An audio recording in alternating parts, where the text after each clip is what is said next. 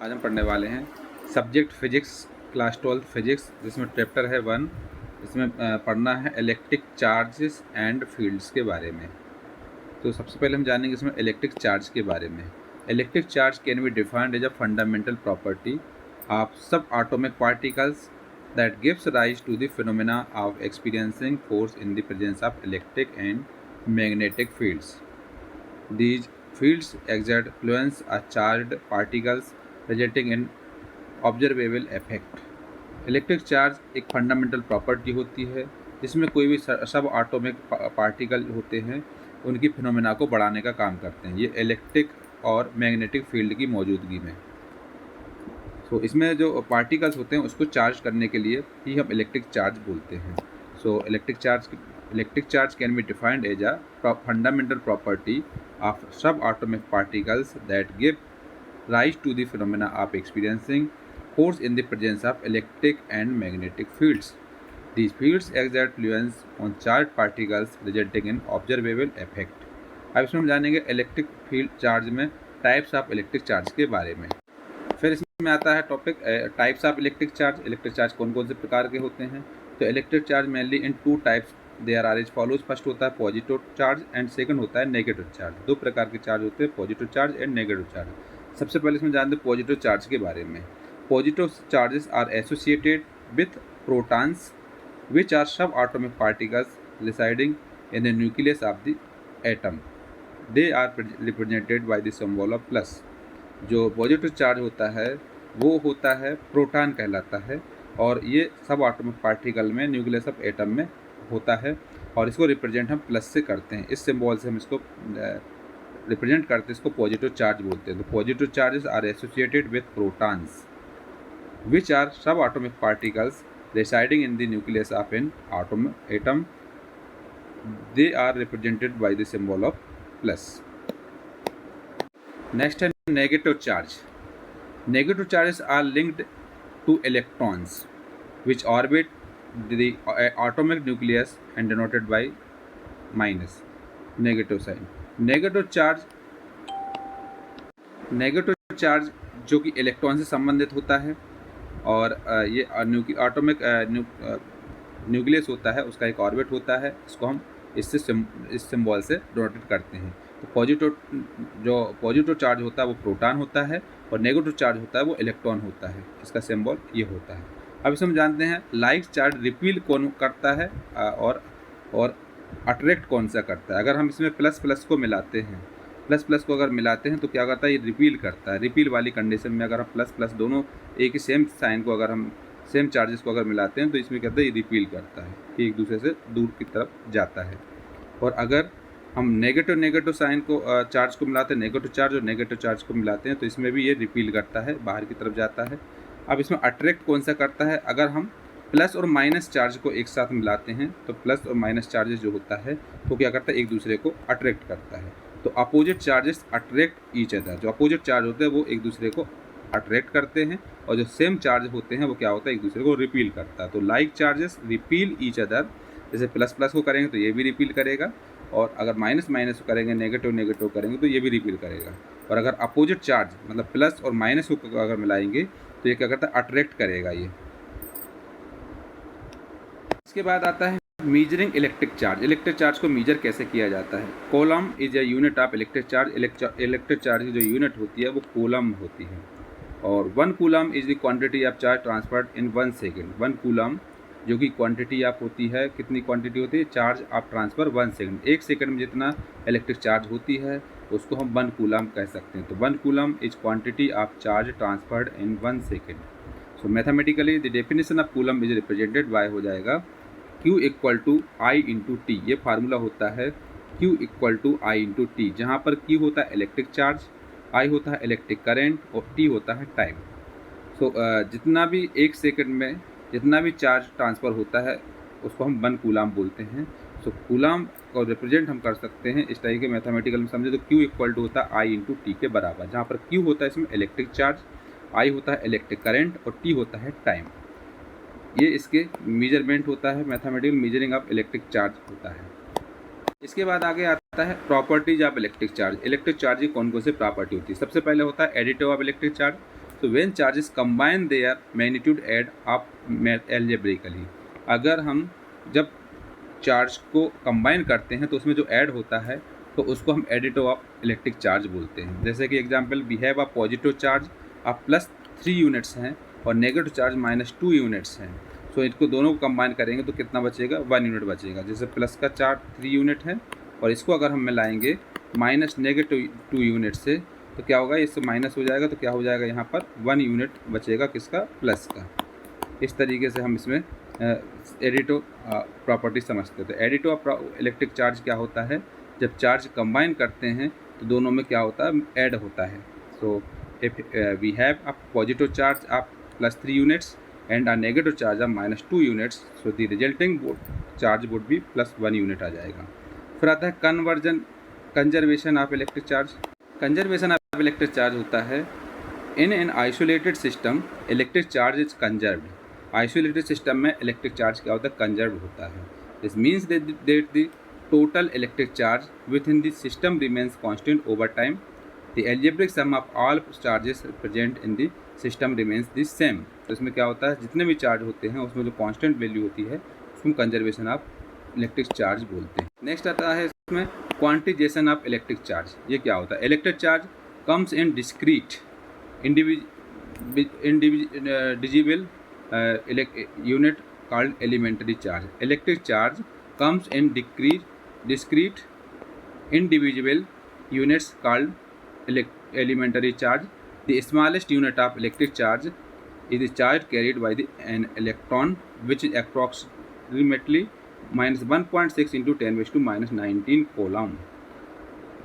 Quantity of electric charge जो होता है, इसमें इलेक्ट्रिक चार्ज होती है वो डिस्क्रीट होती है और ये इंडिविजुअल होता है, जो कि ये दिखता नहीं है, उसे इंडिविजुअल यूनिट होती है अब इलेक्ट्रिक चार्ज की।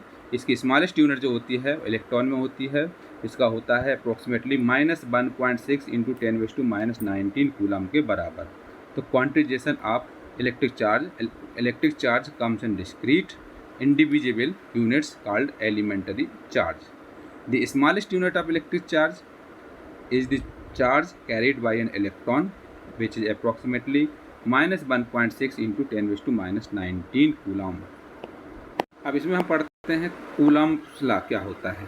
Coulomb's law, according to Coulomb's law, the magnitude of the electrostatic force between point charges is directly proportional to the product of their magnitudes and inversely proportional to the square of the distance separation them।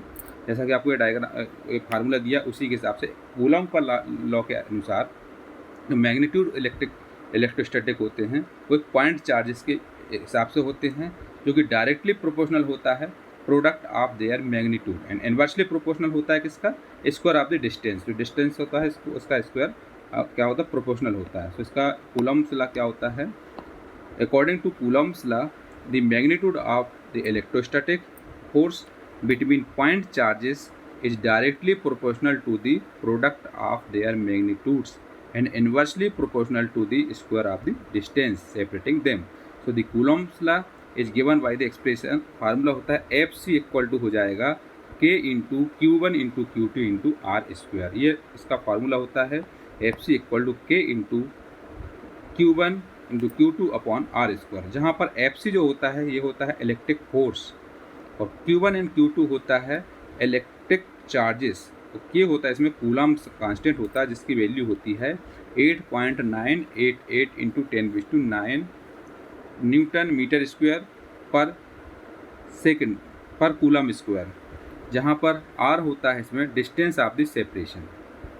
तो इसमें Coulomb's law दिया हुआ है। Coulomb's law के नियम के अनुसार ये एक मैग्नीट्यूड ऑफ इलेक्ट्रोस्टैटिक फोर्स होता है, जो कि पॉइंट चार्जेस के द्वारा होता है। ये डायरेक्टली प्रोपोर्शनल होता है product of there magnitude and inversely proportional होता है ये स्क्वायर ऑफ द डिस्टेंस का। सो इसका फार्मूला है FC इक्वल टू होता है K × Q1 × Q2 के बराबर, जहाँ पर FC होता है इलेक्ट्रिक फोर्स और Q1 एंड Q2 होता है इलेक्ट्रिक चार्जेस एंड K होता है कूलम्स कांस्टेंट, जिसकी वैल्यू होती है 8.988 × 10⁻⁹ न्यूटन मीटर स्क्वायर और कूलम का स्क्वायर।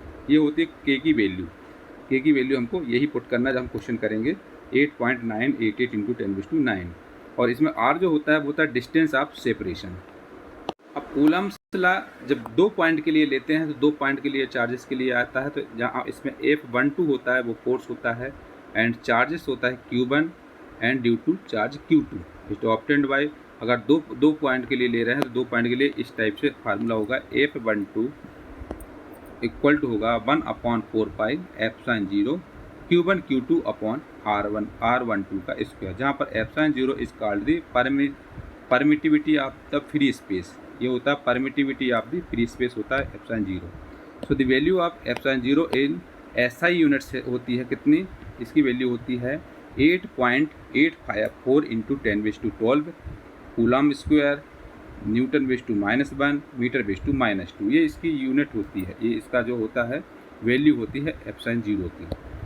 सो अगर हम 2 पॉइंट के लिए लेते हैं तो 2 पॉइंट के लिए क्या होता है फार्मूला F12 इक्वल टू होता है 1/4 pi epsilon 0 Q1 into Q2 upon R12 का स्क्वायर, जहाँ पर epsilon 0 is called the permittivity of the free space and the value of epsilon 0 in SI units is epsilon 0 equal to होता है 8.854 into 10⁻12 coulomb का square newton base to -1 metre base to -2 के बराबर।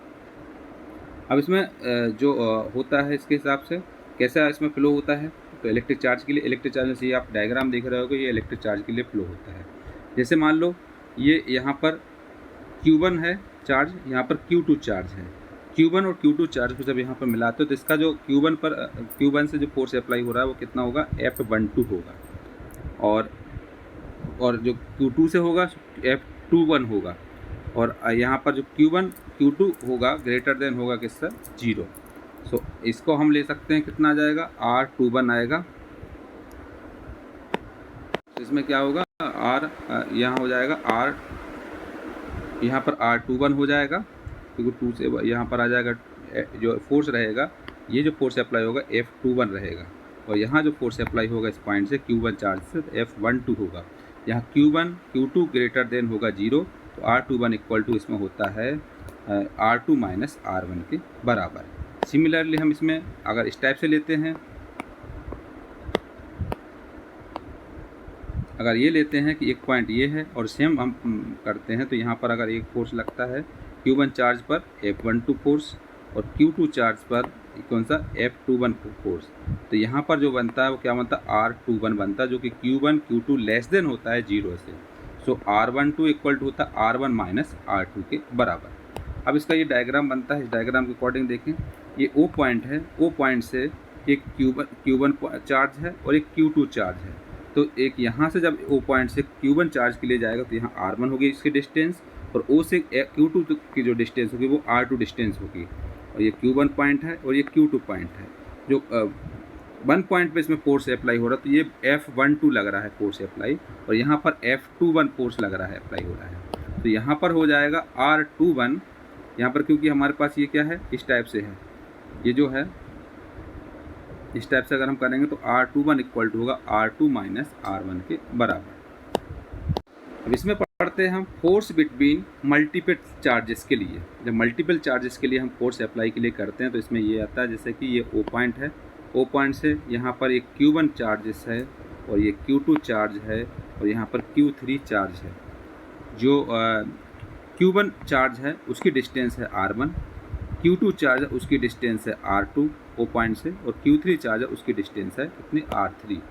इसके अलावा Q1 Q2 के बीच में जो है वो क्या है R12 बनेगा, और इसका अगर हम वो बनाए तो कितना हो जाएगा वेक्टर R12 हो जाएगा, और यहाँ होगा जो 1 और 3 के बीच में तो R13 होगा, और इसका जो वेक्टर हो जाएगा वेक्टर R13 होगा।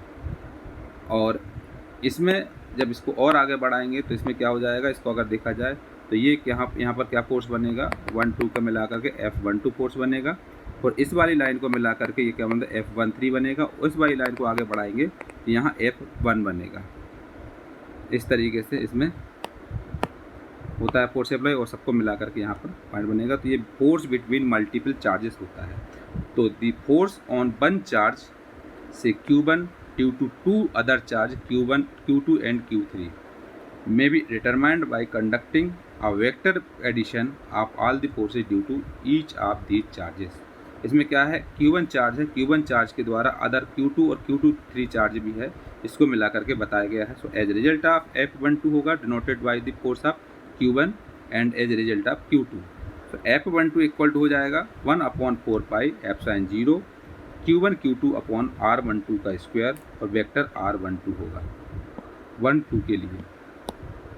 अब इसमें अगर similarly F13 denotes the force exerted by on Q1 as a result of Q3, so which again in the Coulomb force on Q1 due to Q3 even though other charge Q2 is present. So the total force F1 on Q1 due to the two charges of Q2 and Q3 can be expressed as, तो इसको हम लिख सकते हैं 1 और 2 और 1 और 3 के लिए लेंगे तो F1 इक्वल टू हो जाएगा वेक्टर F12 और यहाँ हो जाएगा F13।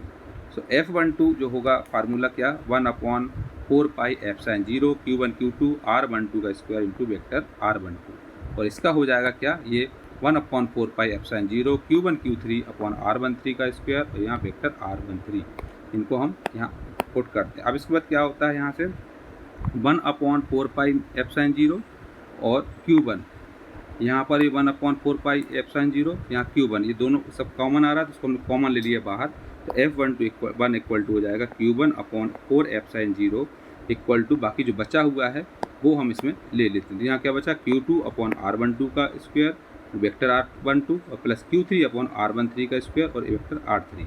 इस तरीके से F1 बचता है।